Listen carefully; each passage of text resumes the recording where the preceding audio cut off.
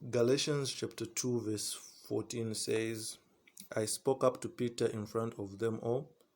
If you, a Jew, live like a non-Jew when you're not being observed by the watchdogs from Jerusalem, what right do you have to require non-Jews to conform to the Jewish customs just to make a favorable impression on your old Jerusalem cronies?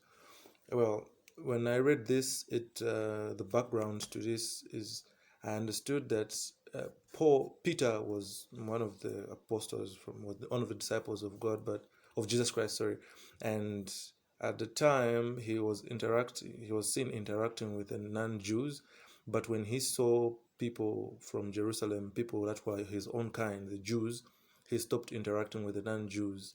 And so now this infuriated Apostle Paul to say, why then were you living like a Jew?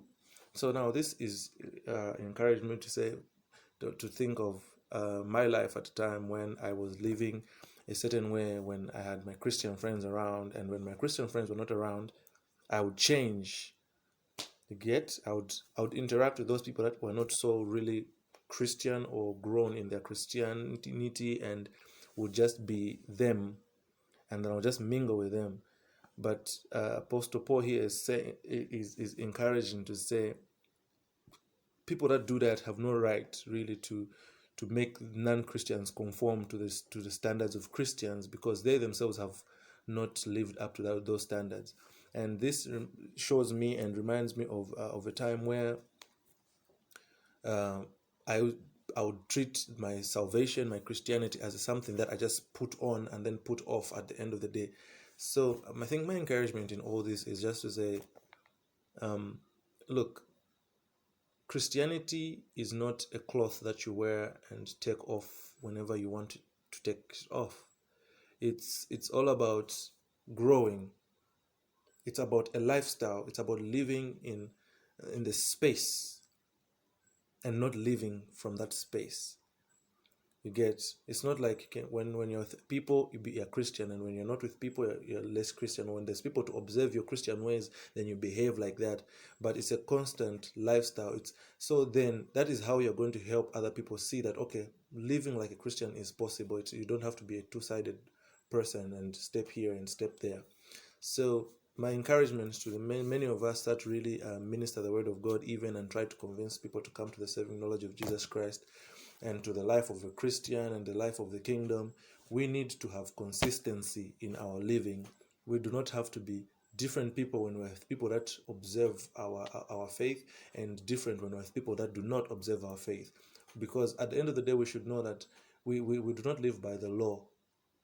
We're supposed to live by Christ, who's supposed to be living in us.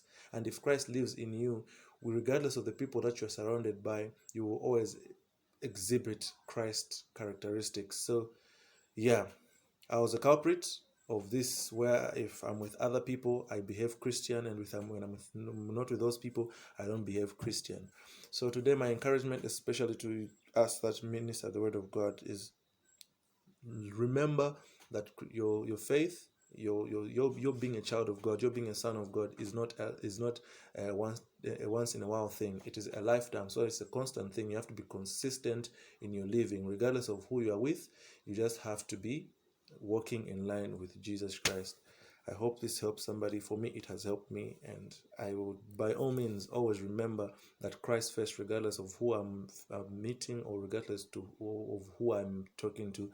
I will always be who I am, because my salvation is not a one-time thing.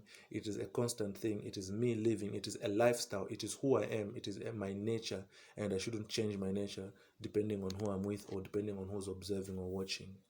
Thank you.